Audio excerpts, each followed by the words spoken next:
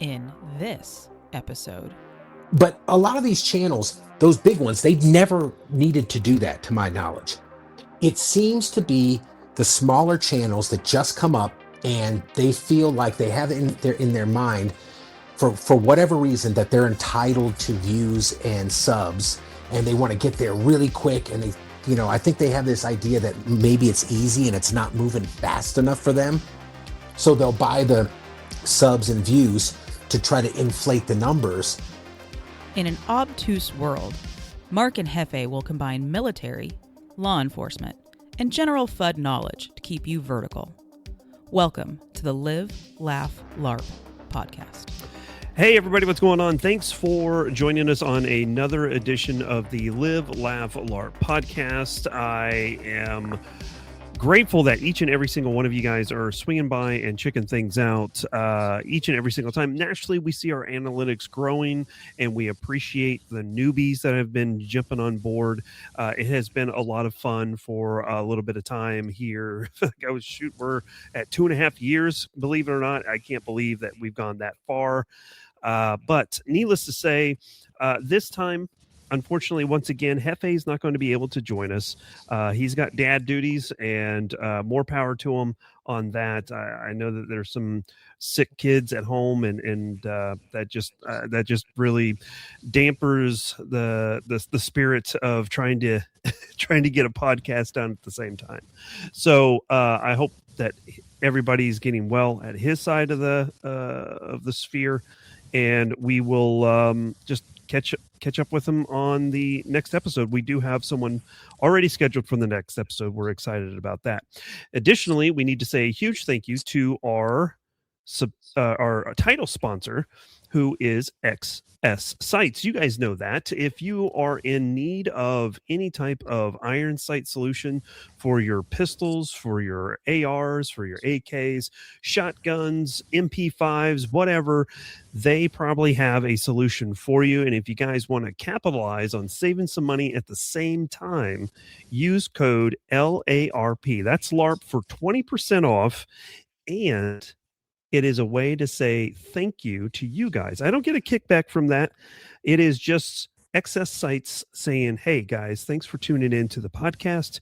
Save some money, get some cool sights, and there you go. I'm wanting to jump right into this episode because I'm pretty sure that we have a lot to talk about. We've got Wyoming Gun Projects back on the podcast for kind of like a part 2.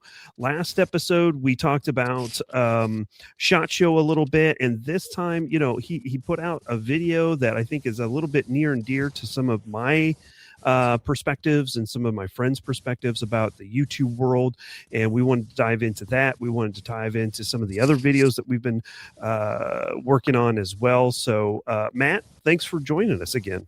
Thanks for having me, Mark. Yeah, absolutely. So for those who may not have caught the last episode, just real quick, tell us who you are and what you do. So my name is Matt. I run the Wyoming Gun Project YouTube channel. Talk about all kinds of stuff, review guns, talk about GunTube politics and all kinds of stuff like that. Everything in the 2A sphere. Nothing's off limits. Absolutely. And I will say that for you guys who are 1911 aficionados, Matt's channel has a lot of 1911 content, and I've learned a lot. I've learned a lot from watching your videos for sure. So I like to watch GunTube. I feel it's a good way to kind of stay in the know about what's going on in the gun world, not only just new products, but also, unfortunately, some of the drama that's out there too. Yeah, oh yeah. There's plenty of it for sure. Yeah. But one of the things that you did here recently is you did a video talking about some of kind of like the behind the scenes inner workings of YouTube, how analytics work, and some concerns that you have. And I just wanted to kind of turn it over, kind of talk just briefly about that video that you did, and then we can kind of dive into the specifics behind it. Sure. Yeah. So I did it. I forget what the title was. What was it? dishonesty in the GunTube sphere, or Mhm. I think that's what it was. Something like And that. basically where it came from, I was talking to another YouTuber. And for those folks that don't have YouTube channels or don't put the time and effort, and Mark, I know you can relate to this. Mhm. It is actually a lot of work. Mhm. Oh And yeah. now I'm not complaining because I signed up for it. So it's we agreed to suffer the slings and arrows and everything that comes along with YouTube, right? And being YouTubers and the good and the bad. We signed up for that. So we have to accept that. But I am stating a fact. It does take a lot of work. For a 20-minute video, if you include the filming and the ammunition, it does not only does it take a lot of work, but it takes a lot of time and money. If you consider the ammunition, the camera equipment, the time to get out to the range, you might spend an hour plus, maybe 2 hours for every 20-minute video editing. If you're not a big YouTuber and you send your stuff off to get professionally edited, a lot of us do it ourselves. Mhm. So when you see certain channels that smell like they're cheating, there's certain things you can look for that are red flags. Now, that doesn't mean exactly that they are 100% doing it, but there's certain things that add up that you go, okay, I think they are actually being dishonest and they're buying viewers and subscriptions. They're buying subs and they're buying views. Some of them just do just by the subs and just by the views. And like you said, we'll get into more detail. I can explain to people to have the signs to look out for that. And then you can make your own decision if you want to follow those folks. Because I got to say something about me. I don't like dishonest folks. I don't like thieves and I don't like cheaters. It's not fair to everybody else. I had some comments and they're like, who freaking cares, bro? And I'm like, okay, so if you were standing in line for an hour and somebody cut in front of you, would you just sit there and take it? That's cheating. I mean, Yeah. you're cheating your way up in the line. I mean, if that's you, fine. I don't necessarily like that. Now, also, there were some folks out there that gave a little bit of criticism, some other channels that talked about this. I said, I didn't name names. Well, I didn't want to throw people under the bus that I didn't have. I'm also the type of guy that if I don't have concrete evidence where I can prove it for a fact, I will just mention it to folks to be on the lookout. That's basically what it was for to help viewers out to steer them towards honest channels like yourself, Mhm. like me, like Clay, like the guys we run with, like Rodrigo. All the guys we run with are pretty honest dudes who give you our honest assessment of things.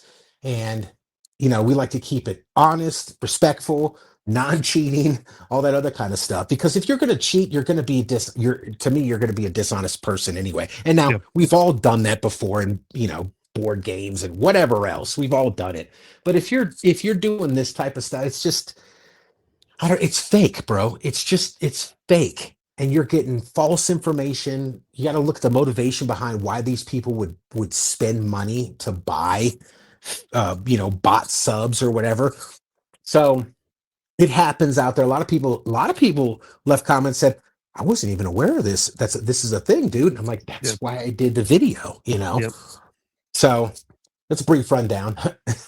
Yeah, absolutely. And it ended up getting picked up by a number of different people talking about it. Like Focus Trip. He talked Mhm. about it in his live chats. Then he clipped that piece out and put it onto his clips channel as well. Yep, Mr. Guns in Gear actually made a post as well. he did. I Yeah, didn't know that. yeah. He 3 days ago.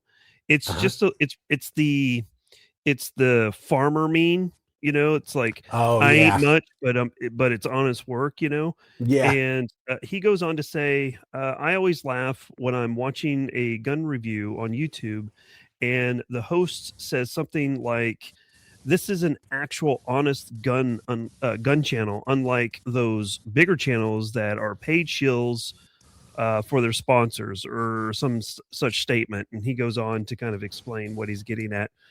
um, I was very pleased to see that good friend Mike from um, the Tactical Considerations had made a post where he was like, "Hey, you know, here's some channels that I think are honest, and he included me in that list, which I Oh, thought was nice.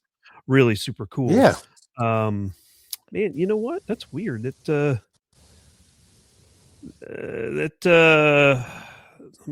struggling to find that post now. I got the post, but so watch accordingly. Yeah, and ended up. It looks like the some of the comments got deleted or something. That's weird. Wow. Anyway, needless to say, the interesting aspect of it is I can see, as a YouTuber, I can see right through it, because obviously, like yourself and I, we've been around the block long enough, or enough times to know exactly what's happening, right? And one of the things that I've made it a point to talk in my videos and make, take about 30 seconds to say, hey, I'm not getting paid to say anything good, bad, or indifferent. I'm going to talk about the good. I'm going to talk about the bad. Let you guys decide. And, we'll probably touch on this a little bit in this podcast as well, but I'm doing a series on Pioneer Arms AK. And the first video, it was all right. The second video, not so much. And I just got to call it like it is. Now, before I aired the video, I did send pictures to Pioneer Arms with my contact there and said, hey, just so you know, this is coming. So, and they're like, okay, great. Can you get us a picture of, these certain components? Because we want to share that back with our team in Poland, so we can kind of understand what's going on. So, and being able to collaborate with other channels, sometimes like yourself, or even other channels like Kalashman NC. And I watched his video. Yep. I watched those videos. Yeah. There's another channel I talked about in my video just from yesterday as we're recording this, Itris Enhancements. He's got one video on the Pioneer Arm. He's getting ready to do another one, and he's going to dissect all of the different fixes that he's doing to the rifle before he even takes it to the range. And I thought that was going to be an interesting take as well, because he's built AK, so he understands exactly what needs to happen. So what are some of the telltale signs that you have seen in some of these unscrupulous GunTubers? Oh, I can tell you right off the bat. So first of all, I want to back up a little bit, if you don't mind. Yeah. In that video, I specifically talk about, I believe I mentioned it, I'm not talking about the huge channels. They don't have to buy subs and stuff. Usually, if you're talking about like Tim from the Military Arms channel, Grand Thumb, Mr. Guns and Gear, Kentucky Ballistics, Demolition Ranch when it was around, these massive gun channels, right? They've been doing it. You look at like Nut and Fancy. I think he's been going on almost 20 years. Yeah. Almost 20 years on YouTube. And I think he might have just hit 1 million, or he's about to. But a lot of these channels, those big ones, they never needed to do that, to my knowledge. It seems to be the smaller channels that just come up and they feel like they have it in their mind, for whatever reason, that they're entitled to views and subs, and they want to get there really quick. And they, I think they have this idea that maybe it's easy and it's not moving fast enough for them. So they'll buy the subs and views to try to inflate the numbers.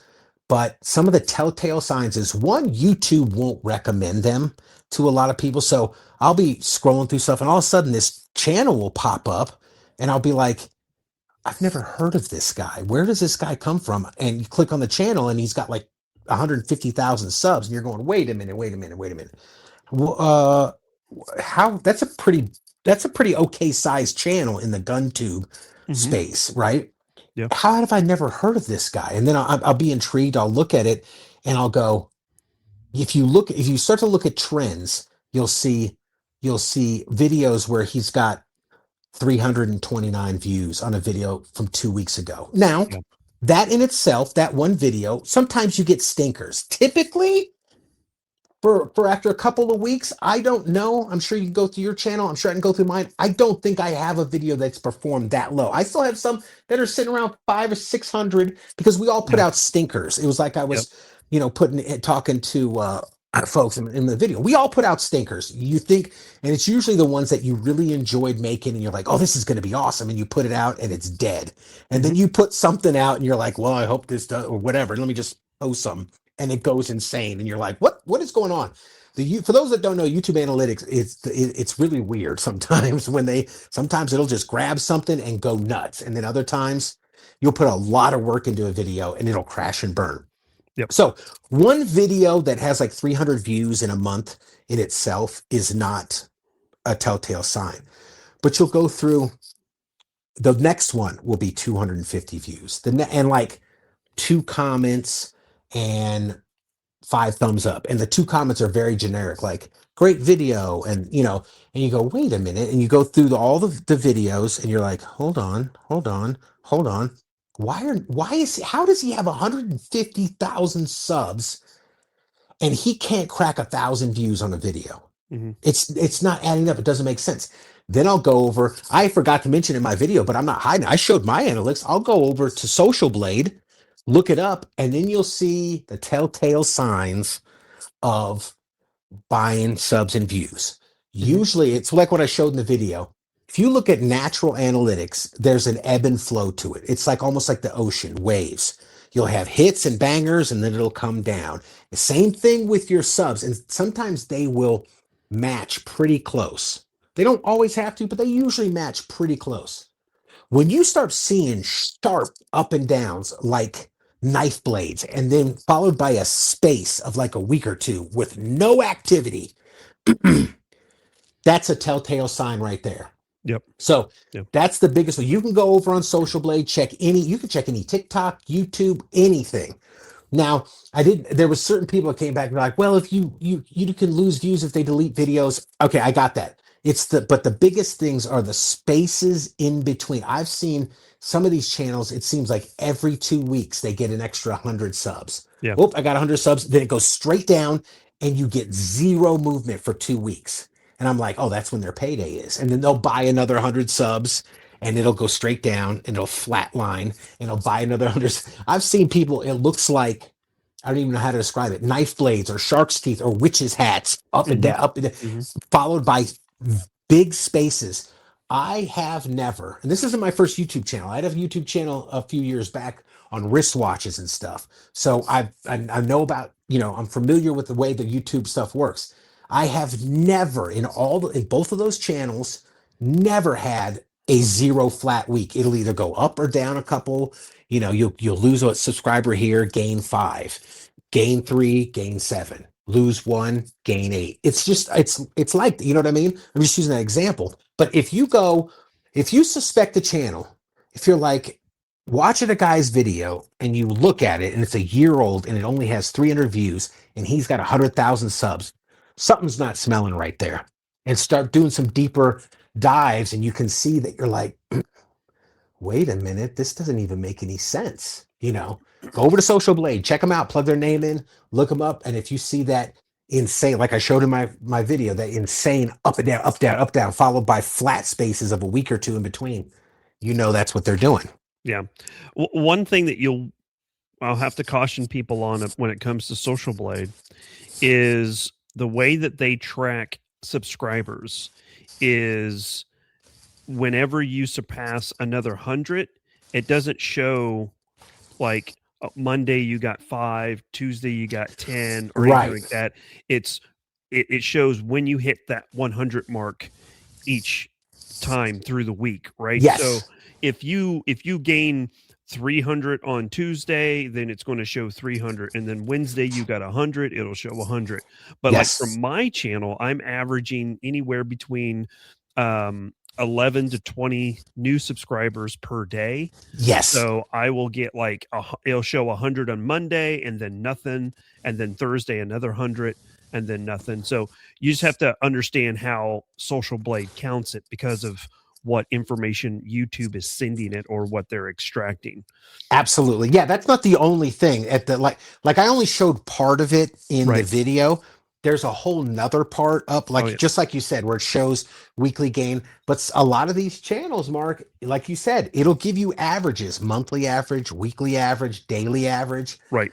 A lot of these will have daily average 0. I've seen some of it says monthly average 0 subs, and then all of a sudden, boom, they'll buy 1,000 or whatever. Mm-hmm. You're like, how did you just all of a sudden get 1,000 subs and you went a whole month with nothing? Yeah. And it's not like they were posting content or whatever too. And it's like, what is going on? So it smells fishy there, because the averages, because I'm the same thing. It's like last time I looked on Social Blade, it was around the same, like 20, 25 subs a day, something like that. And they'll have 0 there. So it's an aggregate of a bunch of things. And then Social Blade also offers you, now it's a paid feature, but you can dive deep into the analytics if you get behind the paywall. And I didn't do that, but there's enough there in some of these channels where I'm like, I know you're lying, like that, you know? Oh yeah. Yeah. And one of the other things too, that you're going to notice is what YouTube channels are actually producing content versus shorts.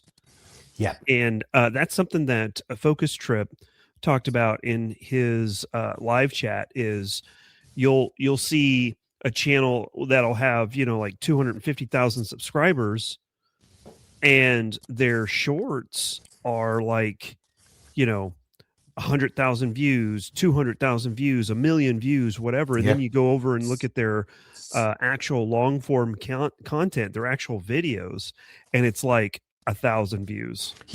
500 views. So you can see that they've built their subscribership on short form content, and that does nothing. It's from a monetization point perspective, that is oh my god, nothing. Yeah, exactly. I think I had a short, not to cut you off, but I think I had a short that might have 400,000 500,000 views on it last time I checked. I'm not sure. I think it made like $16.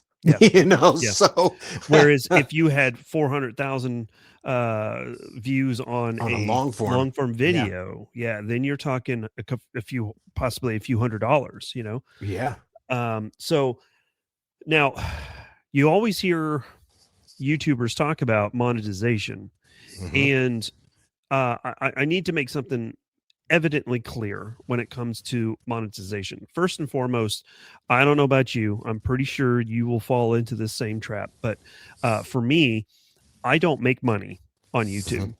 Every single year I'm in the red.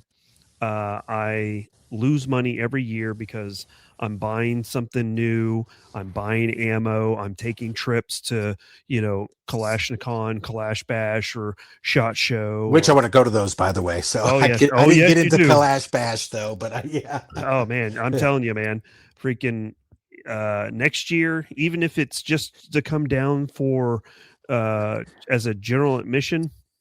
Man, you get to Kansas, and I'll get you the rest of the way. Man. Yep. No, I'm going to do it. I didn't get it this year, and I remember you said it, and I missed my opportunity, and so I'm definitely, I want to shoot it next year. So I definitely want to.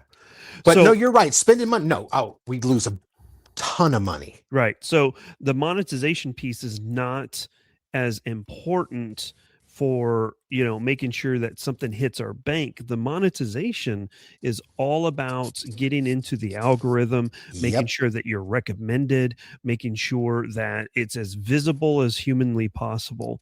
That is the whole point of it. I know that Tactical Toolbox did a breakdown. I think it would have been 2018, 2019. He did a deep dive. He did a video deep diving YouTube analytics and why, monetization doesn't really mean very much. And from his perspective, he was saying, hey, here's a video that's monetized and here's the views. Here's another video that's not monetized and here's the views, and they're about equal. And the thing that I pointed out to him, and I was like, hey, that's fine and dandy, because YouTube will recommend a non-monetized video if it's getting a lot of traction from the core viewers. Yes. of that channel, right? So if you have a channel that's 200,000 subscribers and you post a video that has that is monetized, and your core viewers in the first hour gravitate to that video and start watching it, over the next 24 hours, YouTube will start pushing it in its algorithm and its recommendation to build more views. Same thing if it's not monetized. Obviously, YouTube's not going to make money from it. But if they see, hey, people are interacting with this, people are watching this, they will also recommend and push that video as well. So for a channel that has 200,000, subscribers who view that content on a regular basis, doing that exercise is not going to matter. It's you're really not going to see much difference. Whereas for a smaller channel, having monetization on versus having it turned off or limited is a make or break on that video. There, I can tell you that there are limited videos that I have that nobody has ever seen. I probably could talk to some of my viewers and be like, "Hey, did you ever see that G36 video I did?" They'll have no idea what I'm talking about because they've never seen it. They can search for it for sure, but they never saw it. I got maybe 1,000 views on it because it went limited at the time when YouTube was not very friendly when it came to black rifles. So that was a very interesting kind of discussion that he and I had. He's way smarter in it than I am, but the whole point of what I'm talking about is, as it stands, for the most part, monetization is solely for the purpose of getting pushed into that algorithm and recommended so you can get more views. Now, naturally, we want more views because that gains more subscribers. More subscribers then opens more doors to interact and work with more companies 100%. and stuff like that, right? Yep. But I don't know how you handle your interactions with companies, but when I interact with a company, I tell them exactly what's going to happen. I'm going to do a review. I plan on doing 3 videos. Here's what my thoughts are on each one of the videos, but I am not promising a good review.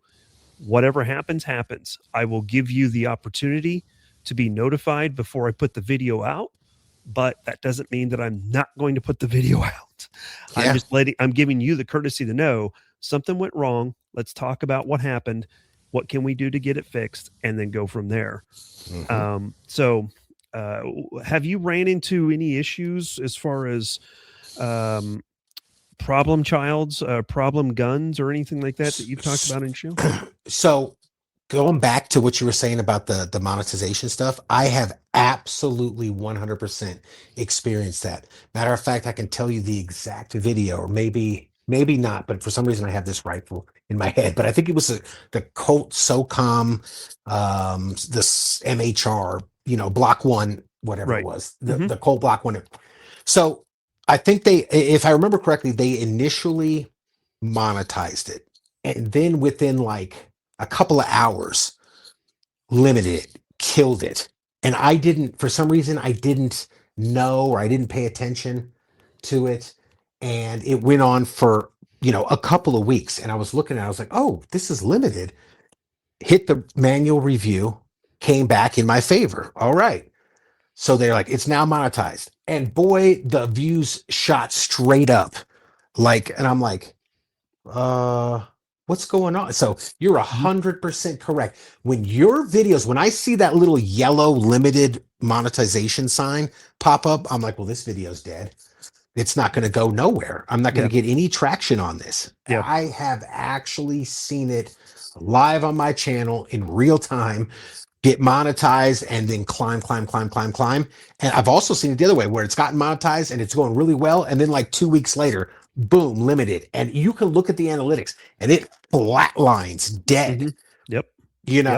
So that is a real thing. Also, I think it's different for him. Like you said, he's already got his audience up to 200,000. So it's a different dynamic than us that are under that threshold. Also, I had for the first year and a half, I think, of this channel, I didn't monetize because same shit. I was like, I don't want to take money for this stuff. And then somebody, I cannot remember who, they were like, no, you need to monetize your channel just for the simple fact, not for the money. Because like you said, Mark, you're not going to make money. You're not going to operate in the black. You're going to operate in the red. But it'll help, whatever little bit you get will help defray the costs. Yes. And also it will push you in the algorithm. I'm like, really? They're like, yes, do it. And sure enough, I did it and I saw a noticeable positive gain on my channel overall, views, subs, all that kind of stuff. Yeah. I told the channel recently, Conceptual Concepts 6ix9ine, I think it is. Oh, love him. Yeah. Yeah. Yeah, I love his channel. And he's like, I don't know if I'm gonna monetize. I said, bro, you need, when you are available, when you're have the opportunity, do it. And I explained the same thing. I said, don't do it for the money because you won't make that much, but do it for the algorithm. Your channel will get a boost. It will boost it up. So think about doing Yeah. it. Yeah. But getting back to like the companies or products, man, I've had companies. I tell them the same thing. I had an optics company. They said, "Hey, do you want to review our optic? Freaking, you have to sign this. Do this. Send us the video ahead of time. All this kind of stuff." And I said, "I'm not. I'm literally not doing any of that. So if you want me to review your optics, send it. I'll give you a fair review. But if it's dog shit, I'm gonna tell you now. I won't say it's dog shit like that, but I'll Yeah. be, Yeah. you know, um, I and think I then know exactly which optics yeah, company you're talking and about. yeah, and they're like, okay, so they sent it out. I said I cannot do that because I can't. I have to be fair and impartial. And so they sent it out anyway, and it's actually a good optic, and they make. I like the company, and they make good optics. But I've had other ones send stuff out and demand stuff, and I'm like, no, and they're like, I just don't hear back from them. So Yeah. I'm not going to, I'm not going to do that. So I had a a company send me a red dot. I told them, hey, look, I'm going to torture test it. So I'm going to rack it against the tailgate of my truck and I'm going to shoot a group and see if it shifts from when I started it. Mhm. And it broke. And Oh, I didn't do a video because I wanted the guy to fix it. And then I was going to do a video of the entire experience. He's like, yeah, just send it back to me. And I'm like, okay, what's your address? And he sends me the address. It's completely in Mandarin. And oh I'm my like, oh, first off, I don't speak Mandarin. Second God. is my post office will not understand any of this. They won't know Yep. where to send it. So I don't know what to do for you. And that just pretty much killed the entire thing. So that was an interesting aspect of it as well. But one of the things that I wanted to touch on is I actually did an experiment, and I'm not proud to say that I did this, but at the same time, I needed to understand the full weight of what this actually does, positive or negative for a channel. And I ended up buying 2,500 views on a video that was going nowhere, right? And Right. I knew the video wasn't doing good. Nobody was going to watch the video. So if I bought 2,500 videos or views for it, no one's going to care. It's not going to matter anything. What I was more interested in understanding is what happens when you do purchase views. How does that affect your analytics? And I've got my analytics pulled up on my phone right now, and my newest video that I have out has an average view duration of 6 minutes and 13 seconds, which is extremely important for YouTube. The Mm-hmm. more that a person sticks with a video, the more that YouTube pushes that video, the more it gets sent out to more people and recommendations.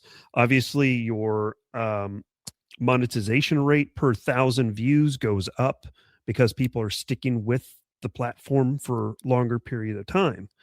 So that's actually pretty good. Now, the views on that particular video isn't very high, but it's only been out for about a day, so we should see some upticks on that over the next few days. But if we then scroll down to the video that I did end up purchasing views for, again, as purely as an experiment, nobody was Right. really watching it. It's got we'll call it, it's got about 3 times as many views as my newest video that's been out for a single day. This has been out for, you know, over a month now, and the average view duration, whereas the video from just a day ago was like 6 minutes, it's 1 minute and 48 seconds. Yep. So the views literally clicks on it. So the bots that are viewing this video, Yep, clicks on it, watches it for what, 10, 15, 30 seconds, and then clicks off of it. So, okay, you got the view, big deal. Well, the problem is your view duration then goes down, which means that YouTube recognizes that there's a problem with that video. People are not engaging with it. We do not want to recommend it. So from a monetization standpoint, that particular video has only made $6.79 for a video that's, like what I said, like 3 times as much as what just popped out from a day ago. And the monetization for my newest video with 6-minute duration is already, one day is already at $7.42. Yep. So I've already made more money in a single day for longer watch time, not buying views, than I did for a video that was views were purchased for it and has been out for, well over a month. So again, I was just going to say that, again, that was just an experiment because I wanted to understand how that affects the algorithm, how that affects the recommendation aspect of it. All of those. It's not worth it. It's not worth it because, okay, what I'm going to make $6 on every video that I buy views on. Yeah. And it probably costs more to buy the views than you got your money back. Oh, absolutely. In the video. Yeah. So, and let me be clear with this. This is what I was not talking, because I had a lot of people leave comments and they're like, oh yeah, the GunTube shills and working with the companies. I'm not talking about none of that. And this also has nothing to do with advertising. Okay. I am all about if you buy advertising, that's different. Lots of companies advertise their products. Sure. This is just like you said, this is legitimately going out and buying views for bots to click on the video, just like you said. I'm not talking about none of that other stuff except for actually buying bot subs and bot views. Here's another way that, like I said in the video, that people can find out. If you've ever gone to your homepage and all of a sudden there's a new channel, you're like, where the fuck did this channel come from? Like, this is about tile. Yeah, I got one about a pool guy, one about tile, one about investing, all in my subscriptions. And I'm like, I did not sub to these guys. I got, my channel is my subs on my channel, my subscriptions of channels that I watch, like yourself and all that, they're all pretty much 99% GunTube stuff of the channels that I like.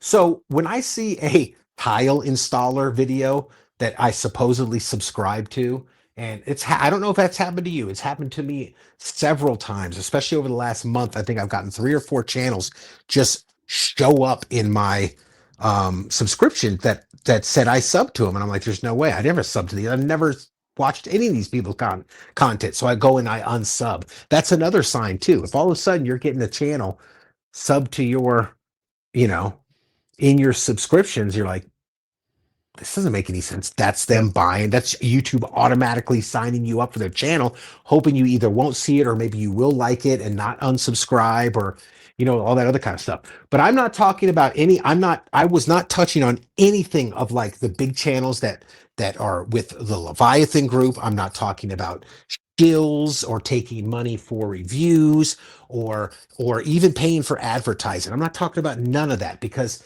if you gain an audience doing that stuff, that to me is, as long as people are legitimately watching your content and hitting the subscribe button, that's legit. And that's the way you want to grow it, is organically anyway, because those are actually people that will come back and watch your stuff. They signed up, they subscribe to your channel for a reason, because they like your content. Yep. If you're doing the bot stuff, as soon as you stop doing that shit with the bots, it's all going to go right back down. You're going to lose all, because they're not going to rewatch again, man.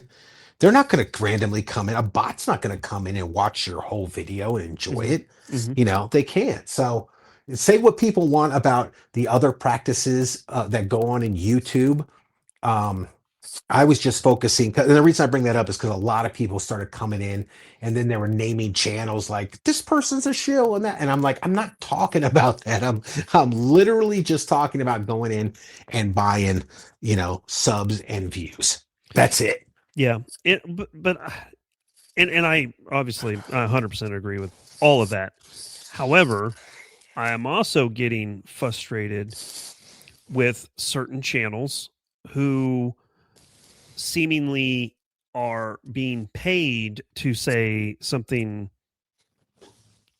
outstanding about a product and never like mentions the fact that, their magazines that they come with split after like 2 months, or they never say anything negative about the products, which, I mean, it depends on the channel, depends on how their personality is and how they do their videos. Sometimes there's really nothing negative to say about a certain firearm, right? However, I watched a video today. I won't say who it is, but it was a video that came out here recently talking about an AK. And the first thing that I noticed, and I knew, okay, this dude is not going to tell me anything useful for what I need to know about this firearm, is I looked at the AK, and the very first thing that caught my eye was the rear sight. And the rear sight was set at like 200 yards or 300 yards. Not at the 100 yard, not at the battle zero. At the battle zero, right? It was like sitting at 200 or 300 yards, and I knew for a fact that person pulled that AK out of the box, loaded up a mag, went over to the range and started filming. Because when AK manufacturers assemble the rear sight, they don't put it all the way down to the battle zero or the 100. They just slide that little gradient halfway down and leave it. I've seen it so many times on the new AKs that I get, the Zastovas, the Pioneer Arms, the what's one of the other newer ones that I've purchased. To be frankly honest, it's mostly Zastovas. Riley Defense. When I got one of their AKs, the same thing. The rear sight was about halfway up. So that was the first thing that I noticed. The next thing was he talked about a bit of an overview of the firearm and everything. Never looked at the internals after the first 100 or 200 or anything like that to see if there was anywhere whatsoever any type of fitment issues with the bolt in the carrier. Was there any deformation on the carrier tail?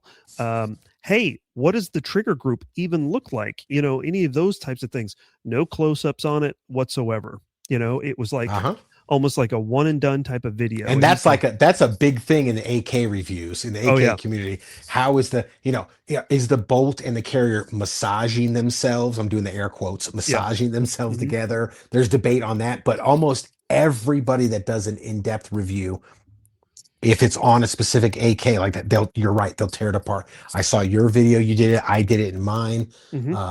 Kalashman NC did it in his. They'll take them apart. They'll look at all the wear in there, because that's a big thing to see. That can tell you if a lot of times. Now, of course, it changes over the life and how many rounds you fire in the gun, of course. Yes. But that can tell you a lot of things right off the bat. Fire Hmm.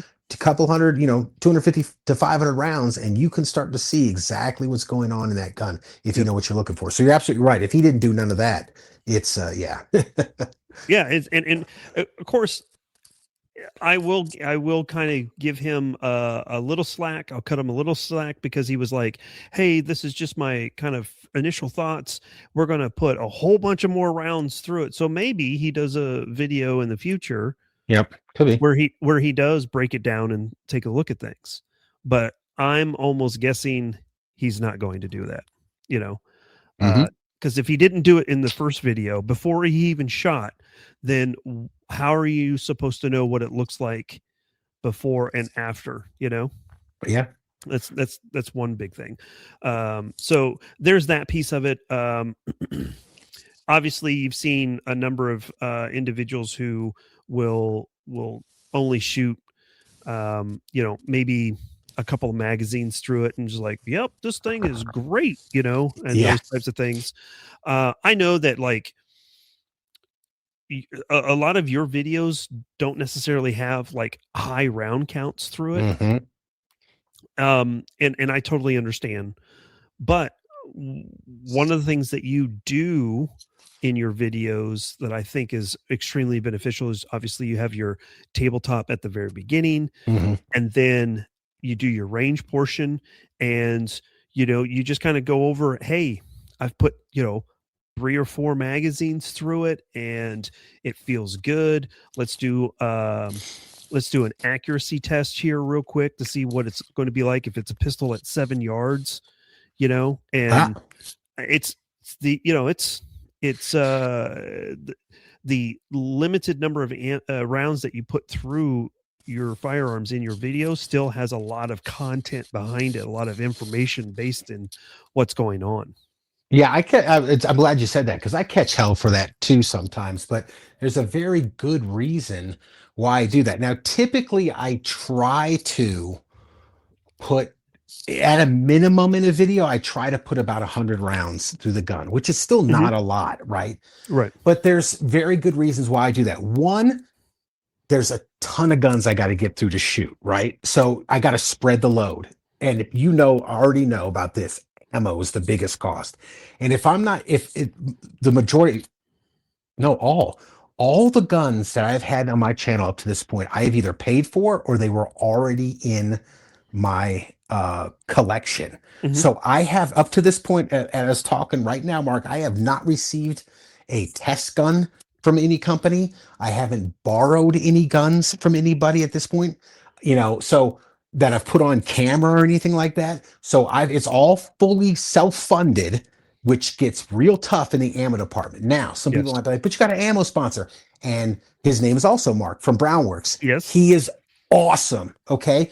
But he does everything he could. I love him. The fact that he does that. He is fantastic dude, man. And he makes really great grips. I shoot more than he sends me. So I have to, it helps defray the cost. And I love that. It's awesome. I couldn't do it without him, but I still come out of pocket myself for ammo. So if you figure, what's around a 45 now, $22, let's just say for $20 for 50 rounds. Now, if I shoot 100 rounds per gun, that's $40, 45 to $50 roughly, Mhm. right? In ammo, if I just keep it to 100. And a lot of times I try to do more than that. Now, get that over 10 guns, you're talking $500 in ammo right Mhm. there. And then the rifle's even more expensive. So I try to get shots of the gun shooting. And, if it's a gun I've had in my collection for a long time, I like to try to mention that, I've had no problems. Like I just dropped the Walther PPQ Yep. video on Sunday. Great video. That gun thank you, sir. That gun is fantastic, Mark. I've had that gun for, I don't know, 10 plus years, maybe. I don't remember ever having a problem with that gun reliability wise, other than what I mentioned in the video, Mhm. the mag spring being too weak, the rear sight spring being weak. Once I fix those, the recoil impulse to me is a little bit snappier than, like, let's say its competitors, the Glock and some of the other guns. Um, but when they're new guns, I'll shoot them. I got a list. I'll go in and write down, okay, this gun's got 125 rounds to it at this point. And then I plan on going back and revisiting. And I have done it with some guns, going back and revisiting. But with all that being said, the main reason is cost of ammunition. Um, to go out there and shoot all those guns, you Yeah. know. Yeah. And it's like I did a Riley Defense Crink video. It's their Mhm. 7.62 by 39 quote unquote Crink. Mm. And I spent more money in ammo than what the firearm was even worth. Yeah. I spent twice as much in ammo than what the firearm was worth. Yeah. And at some point it's like, okay, the days of AK operators unions 5,000 round ammo tests, those days are gone. Gone, long gone. Yeah. Unless some mad lad is out there and just is just, rich beyond belief and just is burning, the money is just burning holes in his pockets, which is great.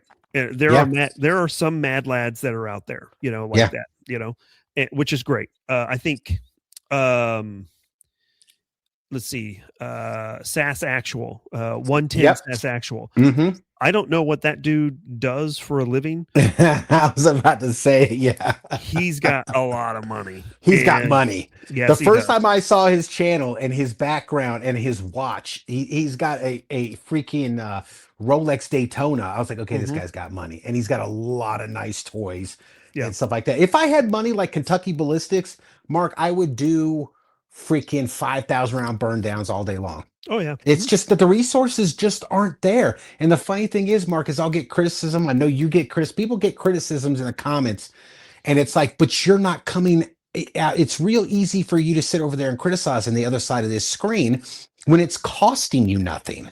I've had people go, man, do a 2,500 round burn down, then come talk to me, bro. And I'll say, I would be happy to. You send me 2,500 rounds for this gun, and I will absolutely shoot it on camera. And then, of course, I hear nothing because they don't want to come out of their pocket for that money. Because now you're talking around, $1,500 in ammo. They're not going to do it. If somebody would love, and I know you're the same way at this, somebody would love to send me $1,500 worth of ammunition, I will say your name on camera and I will shoot it all on camera for you to test your gun. But I've actually had people go, it's amazing. Just kind of side note here, and we'll get back on track. But I've actually had people say, go out and buy this gun and then tell me how it shoots before I buy it. And I'm like, what in the, no. I say, so I had a comment come in. Actually, I saw it on my birthday, and dude wrote it on Valentine's Day. So he obviously wasn't taking care of his lady. But he says, what a crap video. 18 minutes, and this goober never fired it once for accuracy or anything else. Just bullshit videos showing hits on paper. A waste of time here. This was in regards to my Draco owners won't like this. Talking about the Zestava M85 and M92 are better. The thumbnail says, stop buying Dracos. Right. And this dude just jumped into the comments, not knowing that I've already done like 4 other videos about these firearms, right? So it's a low IQ comment because they didn't even bother to take a look at what is in my,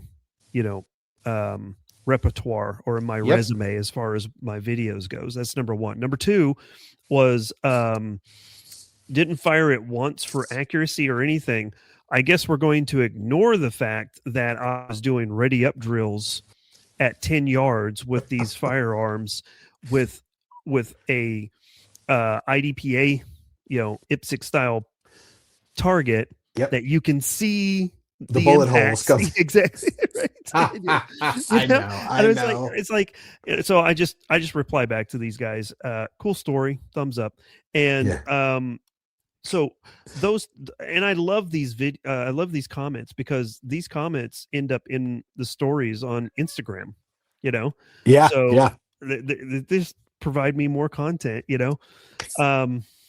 but the things that really bother me too is you've got other people who are like, they will like feel the need to challenge you as a reviewer that you're not this or you're not that or whatever the case may be. And that, like I've gotten comments that, oh, you can't shoot. I was like, well, I'm pretty sure I can shoot better than you. Yep. But let's just prove it. Let's just prove it. There's a 2-gun match coming up here in 2 weeks. Come on out. You can shoot with me. I'll get you squatted with me. We'll shoot head to head, and I will pay for your entry fee. I will pay for everything. If you beat me, I'll even reimburse you for your ammo.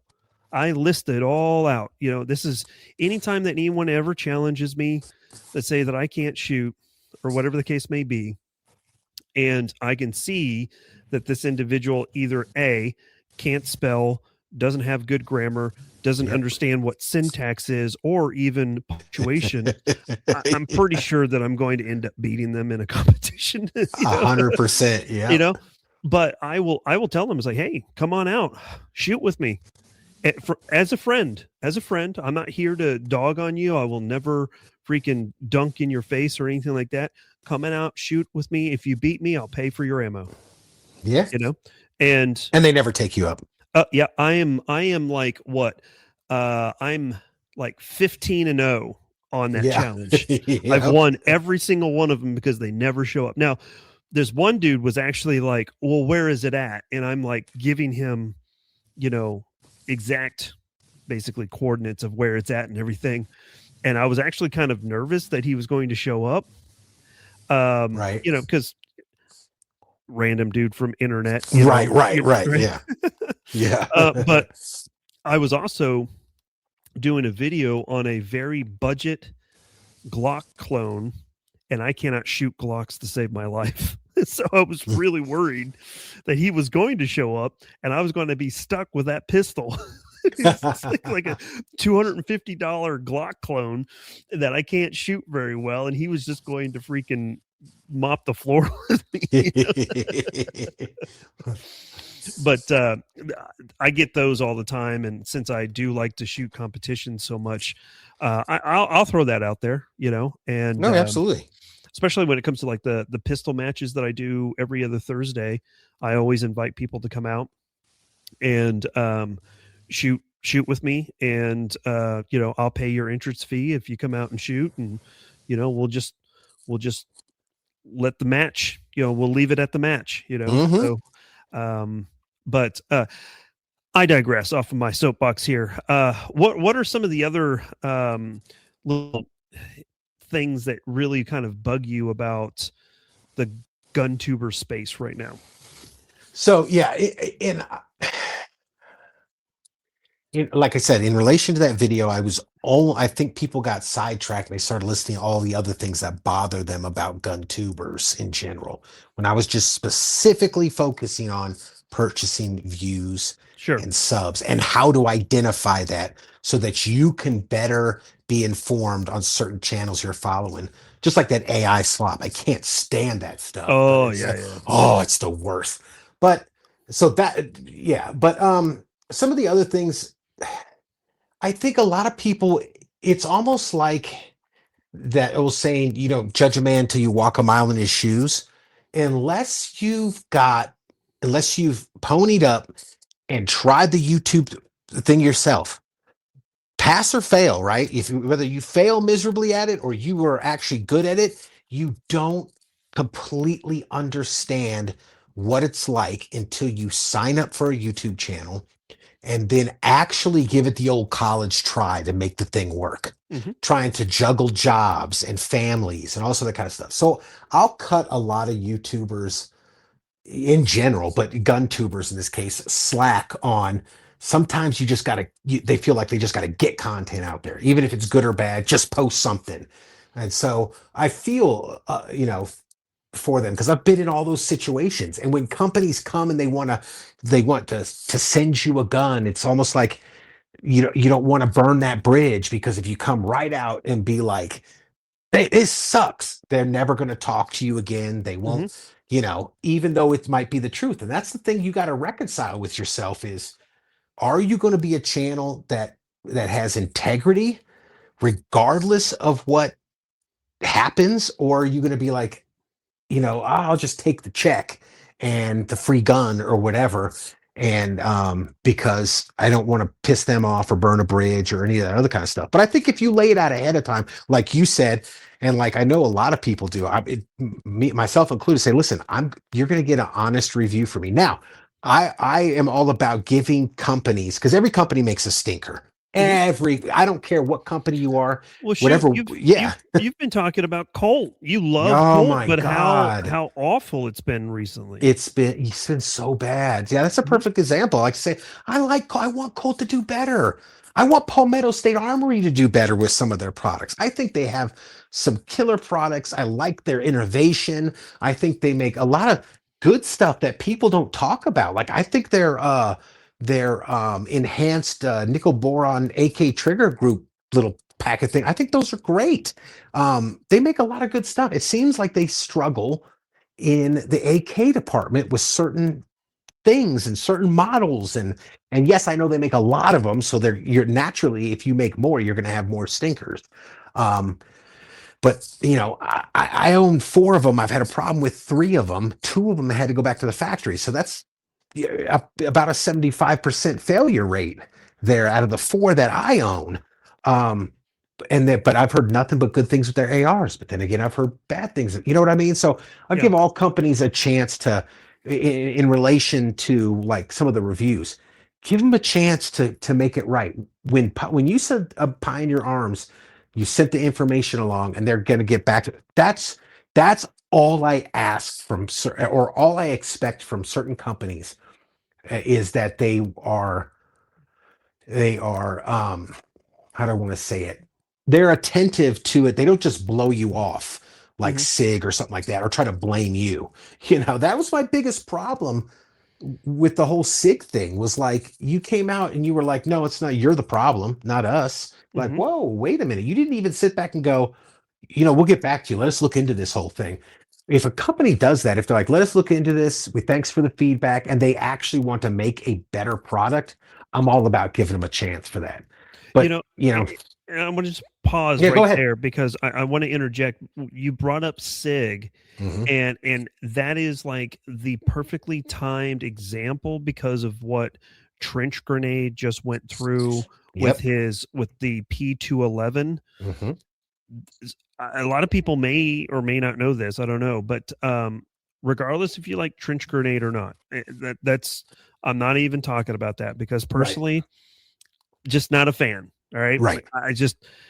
I don't know what it is about him. He's probably a great guy, but for me, I'm just not a fan.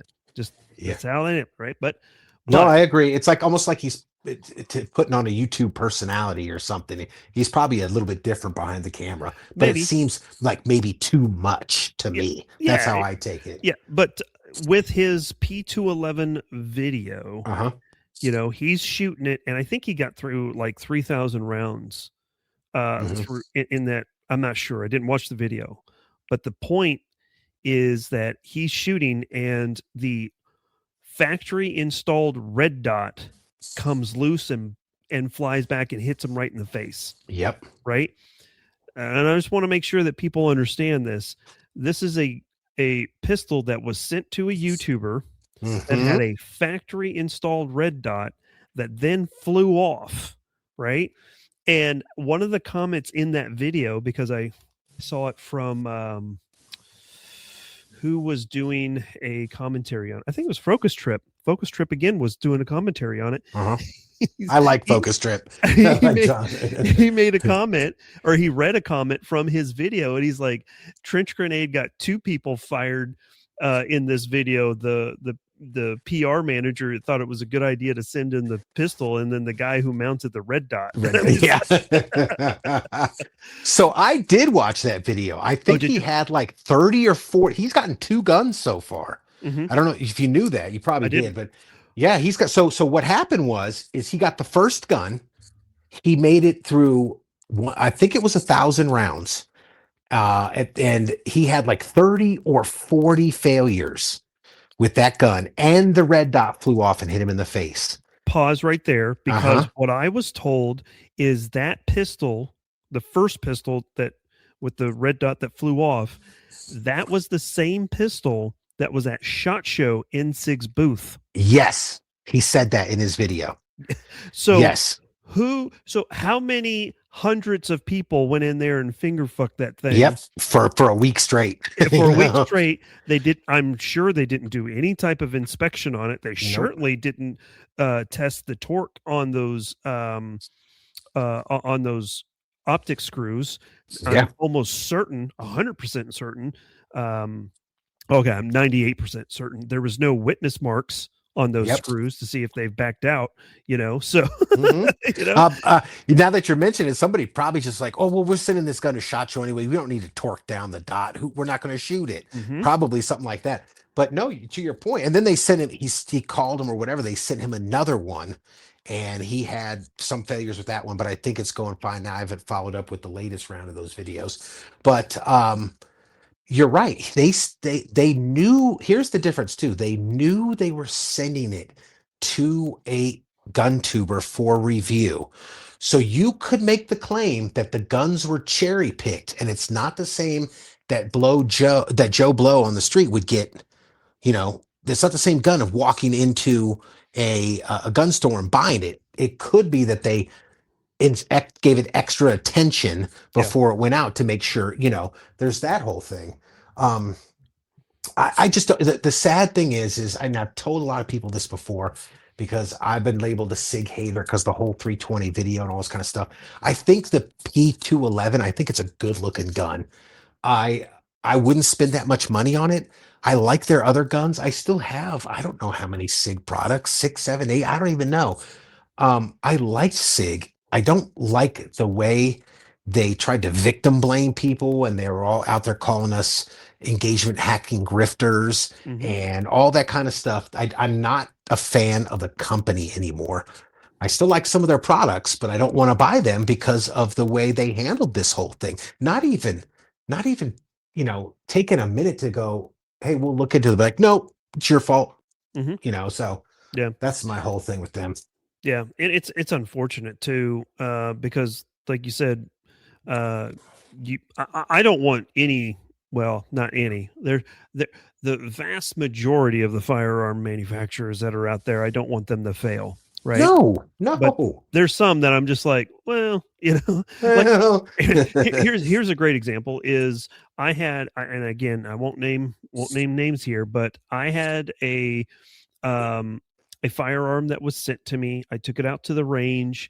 It had some issues. I called them up and explained to them what was going on. And I talked to the CEO of the company, not a very big company, but I did talk to the guy in charge. I explained everything that was going on. And one of the comments that he made to me was like, would you help us out here and, do not talk about some of the things that you had if we sent you some money? And I was like, what? Did you just offer me a bribe? Exactly. I didn't say that, but I know. I was like, no, I'm just letting you know that I had these issues. I'm sorry. I still have to do this video. I'm going to do this video.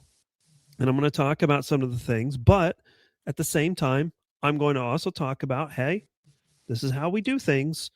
I'm giving you guys the opportunity to fix the problem. Mm-hmm. So That's I fair. tried to get them to fix the problem. Unfortunately, they didn't fix the problem. So, Oh, jeez. they sent me the firearm. I went out and did the video, ran into the problems, called them up, and they said, okay, we're going to look into it, and we're going to have you send it back to us. We'll fix it. We'll get it all taken care of. And a couple of days later, they called me back up and said, hey, man, turns out the batch of firearms that you got was the first batch in, and we identified a problem with that batch. We've taken those and segregated them from from being sold. We have another batch that just came in. We've inspected those. They're good to go. We're going to send you one of those so you can do your part 2. And I was like, fair enough. That's fine. Yeah. That's an appropriate response. Mm-hmm. I get the new firearm in. The serial number is 2 digits off from the one that I just received. Oh, jeez. The first one that I received. Not only was it 2 digits off, it was 2 digits behind the first one that I received. So that told me right away that it was still part of the same batch. And I took it out to the range, and the very first shot, it did exactly the same thing. And I'm just like, well, that's the end of that. Yeah. And I explained to them, hey, the problem wasn't solved. And they're like, huh, that's weird because we tested it before we sent it out to you and it worked just fine. I was like, well, you can see in the video, it's not. So, and unfortunately, I've never heard from that company ever again. Right. So, and that's just the way it is. And to be frankly honest with you, I'm kind of okay with that. Yeah. So, yeah. I had a red dot company. Same thing. They sent me a red dot. I said, hey, it was broken. And one of the mounts was broken and this was broke. Oh, can you send it back to us? I'm like, no, this was like $100 red dot site. I'm like, no, I live 20 minutes outside of town. I'm definitely not paying my own money to send it back because they wanted to send it back so their engineers could look it over. And I'm like, it's $100 red dot that the mount broke because it came with some mounts so you could mount it on a rifle, some high mount. That mount, the screw stripped off. It didn't have a helicoil in it. It was just straight aluminum on steel. It was terrible. Yeah. And then the dot started flickering. And I'm like, this is the problems right here. Oh, can you send us a video on it showing the problems? And I'm like, so that kind of irritated me a little bit because I'm like, you sent $100, which probably cost you $25 to make. And you are fine. I'll send a little video of it showing it to you. Can you send us a video of the dot flickering? I'm like, I can't get it. Only happens under recoil. I'm not going outside and wasting more of my ammunition on this thing for, and then, all right, we'll send you another one. Can you send it back? And I explained the whole thing. Well, we'll give you $50 to mail it back. Is that so problem? And I'm like, listen, I'm not, my time is worth more than that. I'm not backing it up. No, if you want to send me another one, do it. And then we'll call it. If you don't, they sent me another one. Just like you said, same problem. Yeah. I said, I'm done with you. I said, I'm done. I'm not reviewing your product. I said, that's it. I'm not, what am I going to keep the dang broken thing? So I'm not sending this back to you. I said, don't contact me anymore because, did they pay for the shipping back on your gun well, it turns out they told me on the first one, they told me just keep it. We're going to send you another one. Yeah. So luckily, but yes, they would have paid for me to send it back to them, which is good. That's good. Yeah. But with that other red dot that broke, they weren't going to send me a mailer or anything. Yeah. I was like, no, I'm not. Get out of here. Get out of here. Because I told him too. I said, listen, I already went out to the range and probably shot a box of 9mm or more with this. So I've already wasted my time. I've already wasted my ammo before it started flickering. And I was the same way. I was going to contact them, say, I want to give you guys a chance to fix this. And then I would have put in the video, said, hey, this is the second one I got. They fixed it. This one works great. Yada, yada, yada. All this kind of stuff. Nope. So I was like, no, never mind. I didn't even post the video. Yeah. And now I'm to the point now I'm not taking any, there's only a few optics companies that I'm going to even deal with because these really, really budget optics, I end up, it's like you said earlier, I end up spending way more time, way more money. And then you already know how it is, Mark. Mhm. Optics videos don't do crap on YouTube. No, They are in no. the toilet. You Yeah. know, nobody watches those damn things. So Which is unfortunate it because is. I know that people are trying to find those products. I mean, Uh-huh. accessories are extremely important for your firearm if you're looking to improve it one way or another, you know? Yeah. Yeah. Oh, yeah. But again, it's just it's those things just aren't sexy, you know? Nope. So I will tell you from my perspective, just to throw a little positive thing out here, and I know that um they're a quote unquote American company, but their products are Chinesium. Mm-hmm. And to be frankly honest with you, I'm not upset about it. But Siley Optics, Mm-hmm. this is not a paid sponsorship. I've never been paid from them at all, but Yep. they have sent me every single one of their optics to review, and those things are like legit. Um, their Bull X Pro, I mounted to an AK and ran it through numerous competitions. I have a first round impact at 575 yards with that red dot, which is a RMR footprint that is supposed to be a like SRO on steroids. Yeah, it That doesn't have an aluminum cage around. oh yeah, yeah. Yeah, that's a Mhm. good looking optic. I see that you have that on your M90, right? I Or it did. was at one time. Yeah. It was, yeah, at one Yeah. time. And it's been great. It's not perfect, and I've Hmm. talked about the things that um are an issue, like if I was to be shooting into the sun.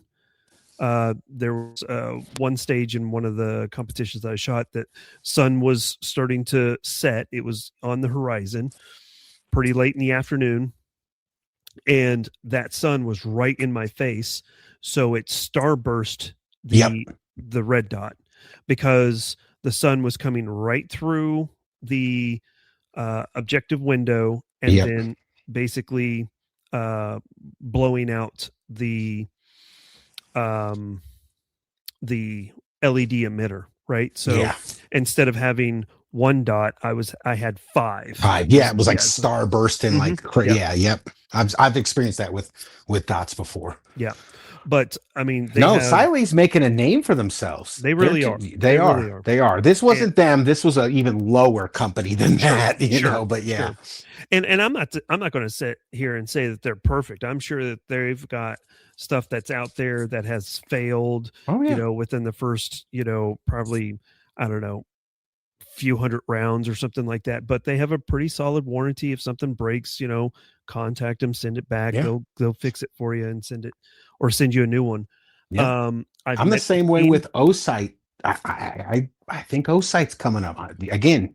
Plenty Uh, of criticism with their stuff. uh, I think they're on. I think. Well, hey, it's perfectly fine to disagree. I've had mhm, good luck with them. Um, and that's fine. yeah, I've had good luck with them, and I like some of the innovative stuff they're doing. I'm definitely not saying they're there. I think they're on a trajectory to get better. But you know, I think that Olight slash Osight has become a bit of a punching bag for mhm, a lot of people because of their guerrilla marketing tactics. And to be frankly honest with you, you know, at one point in time, I was, you know, trying to you know get in on their promotions and they would send me stuff and you know say, hey, we got this big sale going on, you know, here's the products that we're going to sell, we're going to send them to you, do a video, put it out, and you know I would get a kickback of anything that was sold using my link, right? mhm. And for a young upstart YouTuber, that means a lot, you Oh know. yeah, oh yeah, That little bit of extra money helps purchase ammo, you know? sure. And I know that some channels, such as, um, say, like, I mean, even like Brandon Herrera, and I can use his name and he's not going to be upset at all. but like, he's getting nearly 1 million views on some of his videos within the first 24 hours. Yeah. It's like crazy, right? So if that video is monetized, that the money that he's earning from that one video is more than I will make probably in a year. Oh yeah. And so he's got plenty of budget to work with, right? But someone even like myself now, not just a few years ago when I was doing O-light videos, but even fast forward to now, I'm still struggling. I mean, I legit budgeted for this month. I already know that, okay, tomorrow I'm paying all my bills. All of my YouTube credit card that I have a budget. It's going to get paid off tomorrow. Yep. And the very next thing that I'm purchasing, as soon as that's paid off, I'm getting on Ammo Seek, and I'm purchasing 1,000 rounds of 223 and 1,000 rounds of 9mm. And that's going to last me, both of those probably may last me 2 months. Yeah. And then, so all of the those little kickbacks that we get from affiliate links and stuff like that is nice, especially for a YouTube channel that's sub 1,000 or sub 100,000 subscribers, right? Yep. My whole point in what I'm trying to make here is I was caught up into the O-light stuff early on, and then I decided, no, I'm not going to do that for 2 reasons. Number one is they were extremely pushy about getting your video out on time, making sure that you use their links and all of this other stuff. 2, something that I ended up finding out later on is very detrimental to my channel, because me using their links will get my channel nuked. Will get strikes, because you cannot put links into your freaking description, comments. You can't put it on in your video or any of that type of stuff, right? Yeah. So it's a very slippery slope there. That's number one. And then secondly, I could no longer, from my perspective and from a moral perspective, I could no longer support their products, because last I checked, I don't know if this case has been settled or if the plaintiffs have won or what, but O-light was sued by a family whose main house, the head of the household, was killed by one of their lights. Because, what? Yes, a lot of people don't know this. Yeah. My joke about O-light is they are the only light manufacturer with a confirmed kill. Oh shoot. I did not know that. Do tell. What are the details? All right. So if anyone is familiar with O-light, one of their big technologies is the magnet charging system on the back of their handheld lights. Right. So they have these cords, they have a USB, you plug them in, and then it has a puck, and that is magnetized to the back of your flashlight, and it will charge the light. And then when it's fully charged, a little green light comes on, and it's charged. You can unhook it, and it's very convenient. Cool. Well, this gentleman, unfortunately, was working on the engine of his truck or whatever. I don't know the specifics details, but just kind of 50,000 foot overview was basically he stuck the light in his mouth to hold the light, because he's working on his truck on his own, and something caused that light to basically arc in his mouth because of that design feature on the charging. I think maybe him putting his tongue against that diode on the back, or whatever you want to call it, where it would normally charge, caused it to arc, and then it exploded in his mouth, and it killed him. So the family is suing the parent company of O-light And I don't know where they're at in this. I think it happened, I want to say 22, maybe 23. But needless to say, that was a point where I was like, I had heard people complain about their O lights being in their pocket and it accidentally get turned on because the push button on the back, where it's also Right. charging as well, it'll get accidentally pushed, and then like people's jeans were catching on fire, or they were getting a blister from the Dang. heat from the from just the light being on and stuff like that. I heard people complaining about that. I'm like, Whoa. man, that's troublesome to hear. And then I hear about the dude that died, and I'm like, okay, that's where I kind of got to draw the line. So, Yeah, I didn't know about that. yeah. A lot of people don't. Yeah. And I will say that my local shop, American Cash Exchange, absolutely love that place. My home away from home, was just there today. I picked up a Geisley Super Duty for Yeah. stupid cheap price, man. It's a used gun, but it was taken care of, and I think I paid. I had it on layaway for a while. I think $13.50. I paid for. Wow, that's a good price. They have another one that's $1,500. Super Duty, and again, it's used, but I've looked it over, and it's in really, really good condition. So anyway, they have a rifle or something that had one of the O-sight optics on it, and I looked at it and I was like, I mean, I can see the appeal. The cap that goes over it, that charges it and everything. Mm-hmm. I see the appeal. It's just from a moral integrity standpoint, I'm just like, I got to draw the line there, Yeah. Well, that makes sense. It's like, I mean, is it would we talked about Colt already? Mm-hmm. Is there a point with Colt that you will just be like, I've had enough with them?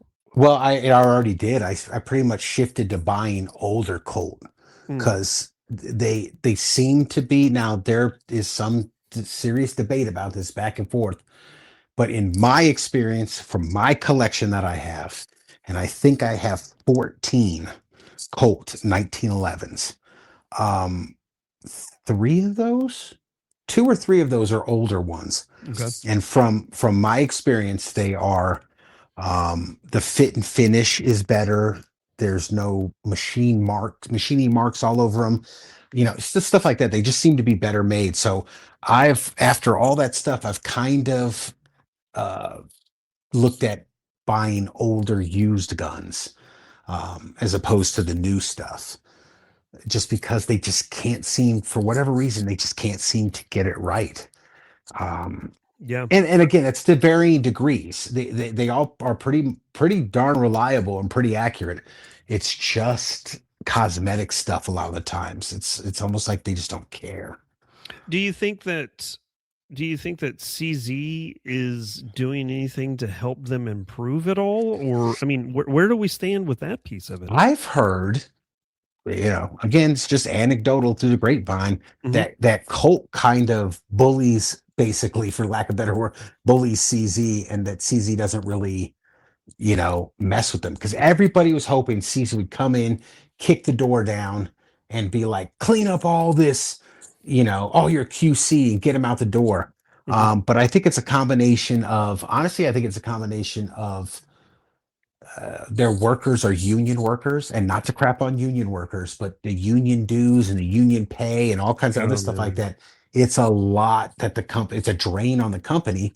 I think people have said this before, that 70s and 80s, they lost all of their, pretty much all of their old OG gunsmiths. And they're paying people like $15 an hour. They just grab, somebody comes in and applies, and now they're fitting, 1911 grip safeties or something. You know what I Yeah. mean? And it takes years for people to perfect that and know what they're looking for and do all that other kind of stuff. So, Well, I, watching your videos again has been extremely educational when it comes to the 1911 piece of it as well. But it blew my mind to find out that some of the newer 1911 mainspring housings are plastic. Mhm. Is am I right? Plastic or Yeah, a polymer yeah. or something? They call it Delrin or whatever. It's a Okay. polymer. It's plastic. Yeah. Uh huh. That's that's crazy because, Yeah. I'm like, well, I mean, T-sauce doesn't have that, Nope. right? They sure don't. They sure don't. So and what's going on with that? I know that SDS just here recently, Yeah. gun quality enforcement, talked about it. Yep. Sure did. Um, but SDS has come out officially and said that Yep. T-sauce is no longer under their umbrella. It's funny because if you go back and watch my first day SHOT Show wrap Mhm. up that Mhm. I was there the first day, I mentioned that. I go, Yes, you I did. don't know what's going on, but they had spray painted over Teesus, and those guys didn't want to take, but they go, all they told me they just did the kind of, there's some issues and left it at that. And I was like, I will Mhm. not push. I'm not going to push you because I don't want to, Yeah. get you guys in trouble or anything.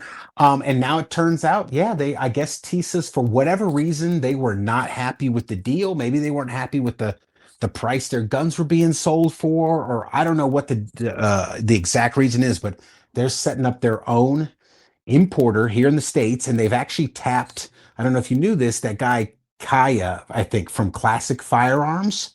Okay. So there's a group of about 4 or 5 guys that do videos on Classic Firearms Mhm. YouTube channel, Mhm. and one of them was he's also Turkish. I think he's a Turkish American. His name Mm. was Kaya.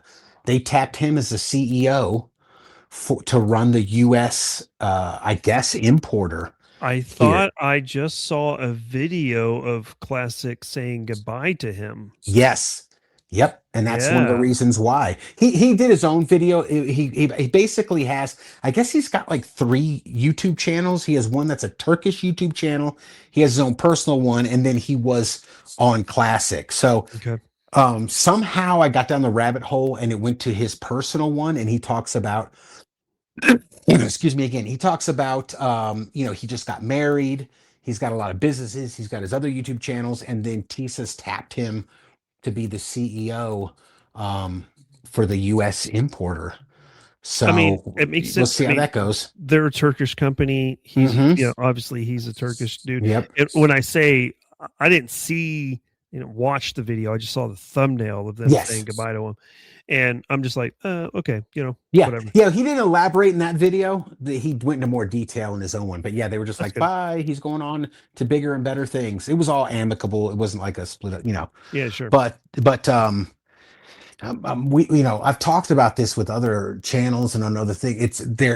I think they're kind of in a precarious, predicament right now. They're kind of in a predicament where they gotta walk that fine line, because let's just say Tisos wasn't happy with what their pistols were selling for, because they were selling for really good prices. You're Hmm. getting so much gun for Yeah. the money that if they start to raise prices, then you start getting close to that Springfield Armory. Hmm. You start getting close to Colt. You start getting close to Kimbers. You start getting close to American companies.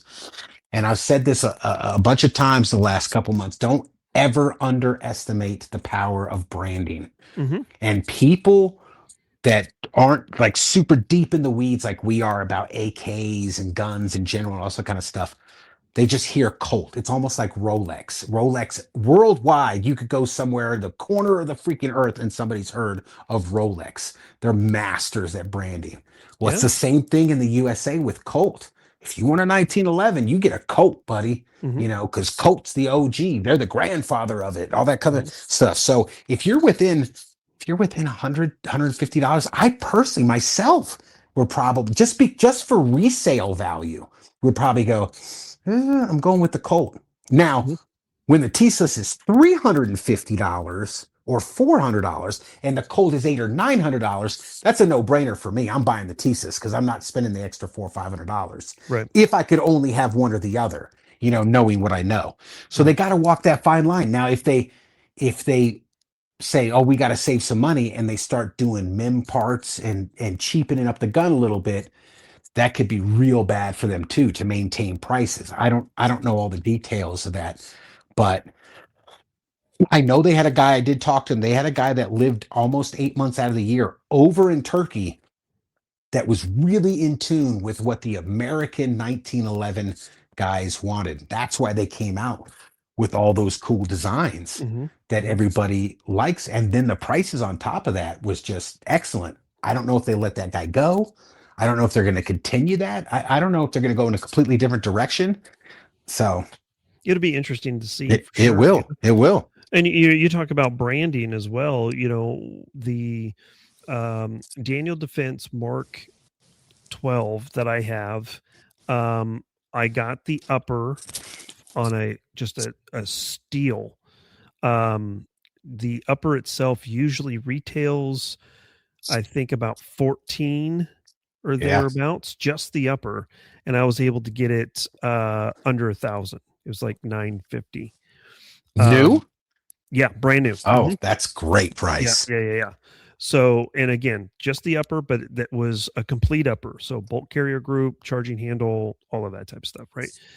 Well, I needed a lower for it, and I wanted to do something that was not necessarily a traditional Mark 12 or anything, but at the same time, I wanted to stick with the A2 buttstock because I knew that for something that's a little bit more of a precision gas gun, or just a little bit more of a more accurized off-the-shelf style AR, a A2 standard stock, not a collapsible M4 style stock, is typically going to be give you just a little bit of an extra edge when it comes to accuracy.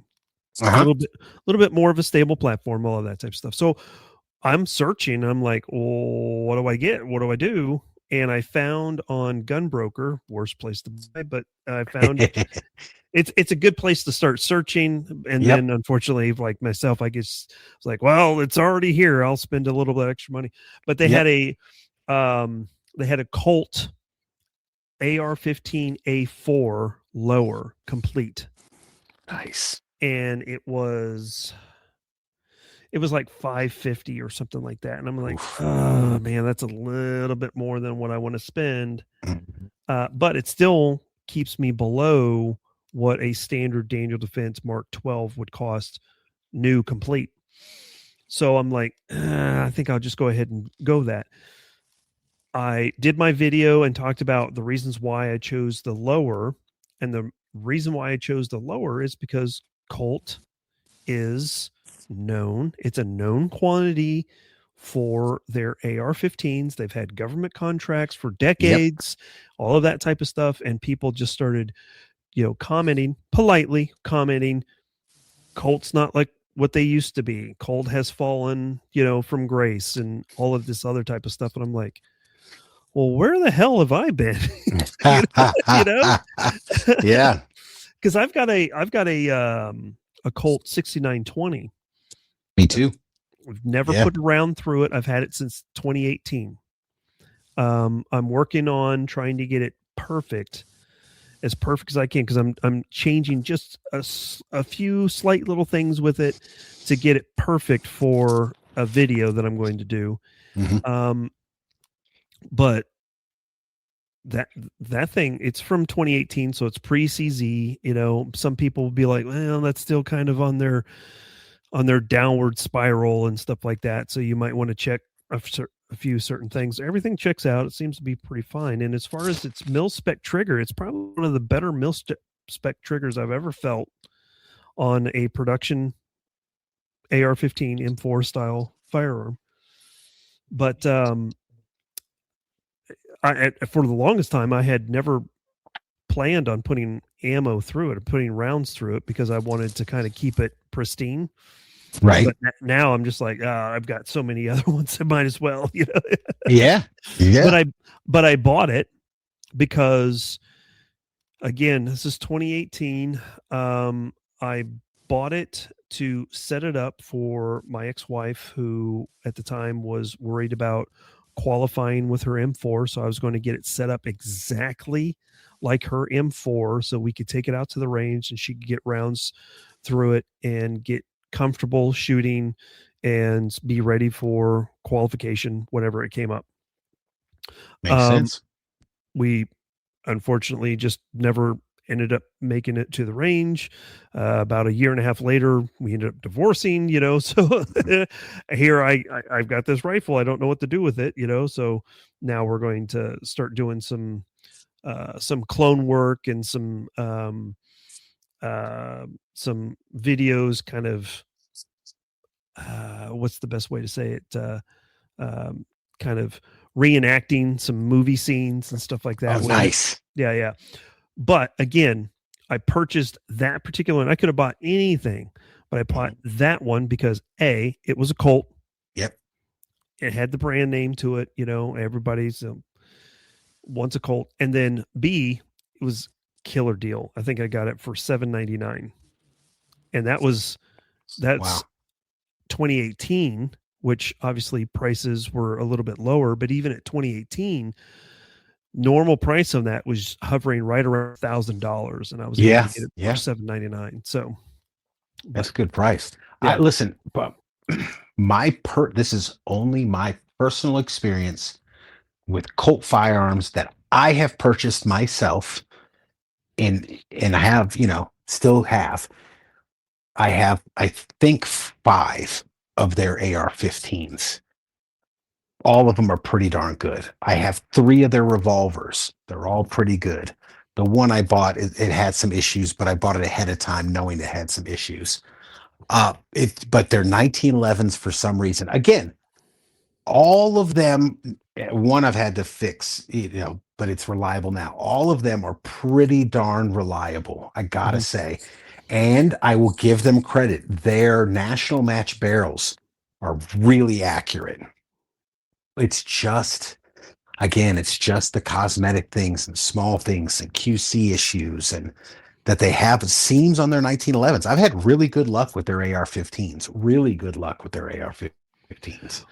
Well, so, it's discouraging in some of the videos that you point out that there are obvious blemishes and huge ones. And you're not getting a discount on those blemishes at all. No. If it was like if I had bought it from PSA as a blim or something, then I couldn't complain about it. I'd be like, yeah, they said it was blim. I got a couple $100 off. Fine, fair enough. Yeah. I've bought stuff from PSA as a blim. I've bought stuff from Aero Precision as a blim. And I would say probably the dozen things that I've bought as blims from either one of those companies, maybe half of them I've been able to spot the blim. Maybe. I've heard about that before. You can't even see where the blim is. So, but then you show off this, $1,200 1911, and there is an obvious issue. Mark, I got one. I bought it. It's a Colt Gold Cup trophy match in 38 Super. I have 2 of them. I have the light and the in 45 and the full-on one in 38 Super. The minute I opened the box when I went to the FFL, so you cannot tell me, unless your employees are just blind, that they didn't see the stuff. I opened the box. I'm like, what is that? Bang, right off the bat. And so as soon as you see, how I'm sure you're this way, a lot of people this way. As soon as you see one thing, you're like, oh, now you start really doing a deep inspection on it. And it's like, oh, there's a nick, there's a scratch. Who attacked this barrel with a file? It looks like. Looked like a beaver chewed on this sucker or something. So they know what they're doing. They're just shitting them out the door, I guess. I don't know. So don't tell me that the final QC guy that put and they looked at it because they have little acceptance stamps that they bang hit on the trigger guard and stuff to say, yep, it's good to go, send it out the door, and you're like, what? For real? So that was the pistol. That was the pistol that I was referencing, that because like I said, and this is not me trying to, boost your ego or anything. No. But I watch your videos as quickly as I can when they come out. Usually I am behind by a day or something, but every video that you put out, I've been watching because of just how much I've enjoyed your content. So like you and H Town Werewolf and Clay and Greg's Guns and Yeah. I know for a fact every Monday morning and every Friday morning on the way into work, I can flip on YouTube and listen to Joe from Firearm Freedom. Yeah. Because he's got a video every Monday and Friday, which I absolutely love. That dude has got to be up at like 4 a.m. working on finishing up his editing on his videos to have them ready, because by the time I get in my truck, it's already been out for an hour and I drive into work at 7 a.m. So Yeah. crazy. But anyway, so I have like a handful of people that I ensure that I watch every single one of their videos because they're friends, because I enjoy their content, because whatever the case may be. So I've consumed so much of your content and have learned so much about 1911s. I think this is really, really cool. And then on top of that, you've done videos like on the FNC. I'm just like, holy cow. I didn't even realize that was the Pacino rifle in Heat, Yep. I've been trying to figure out what that rifle is for quite some time, because I'm like, it kind of looks like an AR 180. Yeah. But it's not, Not. Yeah. So anyway, The FNC is boss. That thing is cool, man. I thought that, man, I really thought that FN was going to reintroduce that. Oof, that would be awesome. Wouldn't it though? Oh yeah. Yeah. I mean, why not? They updated the high power and it was kind of seems like, I could be wrong, but it seems like it was a commercial flop. I bought one. I think it's a great gun, but they're very expensive. And, I think people were incredulous at that gun. Like the Browning high power, I think, is a fantastic handgun. And it is legendary and iconic. And when they stopped making that gun, a lot of people were angry. And then a year or two later, they came out with a new one, and people were like, "What the hell is this shit? You should have just kept making the old one." Yeah. So, but it's one of those guns. I gotta admit, again, I like to experience stuff for myself. I'm like, that looks kind of interesting, and let me go shoot it. And I personally think it shoots great. I think they did some great improvements to that gun over the original high power. Yeah. Yeah, I think so too. I still, I don't, I like the improvements, but at the same time, I don't feel that it commands the price that it. Right. No, 100% agree. And one of the things that I didn't realize about the high powers is that that they were used with the World War II Germans. Yeah. I didn't know that. A buddy of mine who I ended up buying traded the 1911 for, that it's a straight up 1911. It's not an A1. It's a 1911 from 1914 that was re-arsenaled and reissued during World War II. Nice. Which is just a great history behind this pistol. Yep. He was telling me, the guy that I got it from, he was telling me, this is great because this opens up my collection a little bit, because I'm looking at a guy who has a high power and it's got the German eagle on the side of it. Yeah, the Waffen. Yeah. Oh yeah. And I was like, yeah. What? And he's like, yeah, dude. Yeah. So I started researching it. You can actually find them for like $600. I'm like, what? They took over the FN factory and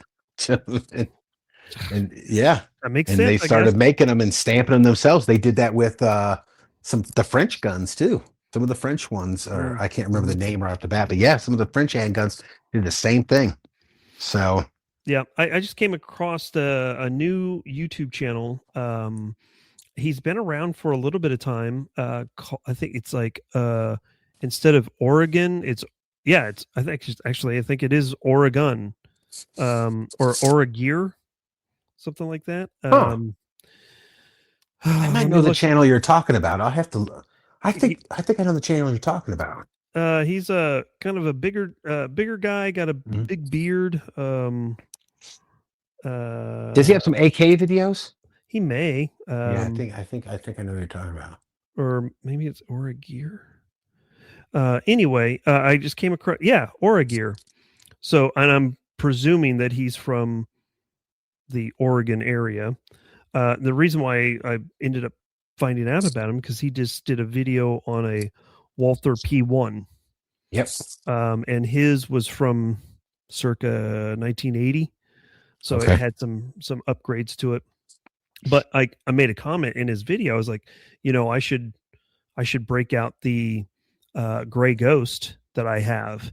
And a lot of people don't know about the P38 Gray Ghosts that were forced into service late 44, 45 time frame. And the reason why they call them Gray Ghost is because instead of wood grip panels, they have stamped steel. Yeah. Grip panels. And so they have this really gray look to them instead of having that real rich wood look to it, and or even the plastics. Sometimes they had the plastic grips too, and Germany was just running out of resources, but one thing they did have was a lot of stamped steel. Yep. So they just used that instead. I thought that would be a cool video to do as well. But yeah, those are cool, man. I got one. I got a P1. I think it was from 64, I think. Somewhere around there. Yeah, in the 60s, I think. They're cool guns, man. Yep. So, but yeah, he's a newer channel. He's got, newer channel. His subscribership is about the same as mine. He's got actually 5 more videos than I do. So he's been around as long as I have. And he's got some interesting stuff as well. So, but anyway, I have no idea where I was going with that, but it's interesting how the I don't know about your Instagram recommendation or YouTube recommendations, but I'll get recommendations from channels that, like you said, I've never heard of before, that are like very low subscriber count. That just kind of blows me away. I don't know if you've seen anything like that from your side. I have, almost like YouTube is pushing the smaller channels. Mm-hmm, mm-hmm. Yeah. Which is really, really interesting from gun content perspective, and it's kind of refreshing. Yeah. As well. Additionally, Instagram has been on here recently that something has changed with Instagram, that we're starting to see like gun content in the search function, where like if you go into your Instagram and you hit the search glass, right, yeah, usually you're not going to see any type of gun content. It's been kind of throttled. Now you are. And it's it's interesting because some of the guys that I'm in a few DM group chats with on Instagram, we're all speculating as to what's going on, and we've all kind of come to a consensus that now that the left has started to see how the Second Amendment can benefit them from, fighting the fascism that's out there. They're fighting the fascists, and the leftists are now starting to quote unquote arm up and stuff like that. We think that companies like Meta and YouTube are like relaxing some of their policies on firearms, because now the left is like, hey, we're interested in this stuff now. yeah, we got to go out and get our Mosin garbage rods and like that. No, that definitely could be. I don't know, because I have the Instagram page I had before was all kind of centered around wristwatches, and I haven't been on that in years. And then I just started up this since my Instagram for Wyoming Gun Project a month ago, 2 months ago, something Yeah, like not very that. long. Yeah. And so not very long. So it's been going great. Just lots of, oh my gosh, the AKs have gotten in my algorithm because I see nothing but beautiful AKs all day long, and I'm like, this is cool. This is cool, you know. Yeah. So I hear about people, they're like, oh, Instagram is terrible for guns. They kicked me off and all this other kind of stuff. And I don't doubt that. I totally believe that. But so far, it's been okay for me. And that might be a result of what you guys are talking about. Yeah. I hope that is the case. But time will tell, you know. That is as people will say, time is the best disinfectant, you know. That it's gonna, you know, so we'll definitely see what happens there. But we're getting close to the 2-hour mark. Talk real quick before we get out of here. Talk real quick about what's coming up with you and the channel and everything else. So in case people didn't know, I started building AKs. So you're going to see a lot of, I already like AKs anyway. So you're going to see more AK content, but this time about me building the stuff. And it's fantastic. I love making these things. They're great. So I'm really into that. Of course, I got more handgun stuff coming in the pipe and all that other kind of stuff. We'll see where all that stuff kind of goes.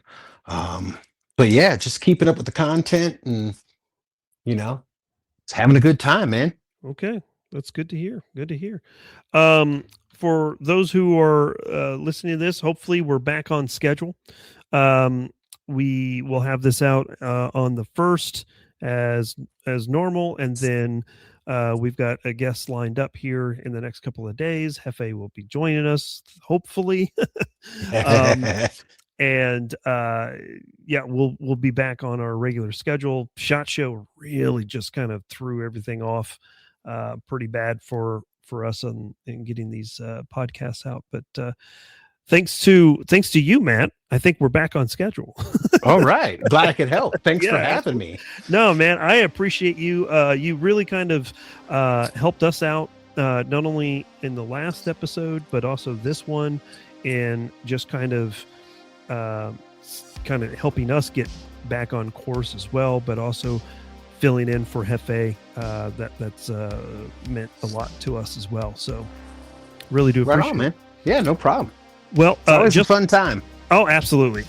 And just like every episode, if you guys are interested in finding Matt and the Wyoming Gun Project, his channel is very much like mine and like Joe from Firearm Freedom. If you're interested in just good quality videos from like circa 2014 gun review type videos, this is where it's at. You know, that is a term of endearment from Joe. Anytime that he hears something like that in his comment, it just really kind of hits him in the heart. He's like, oh man, yeah, kind of getting back to our roots on gun reviews to peak like GunTube. Oh yeah, for sure. So but with that being said, we're going to go ahead and get out of here.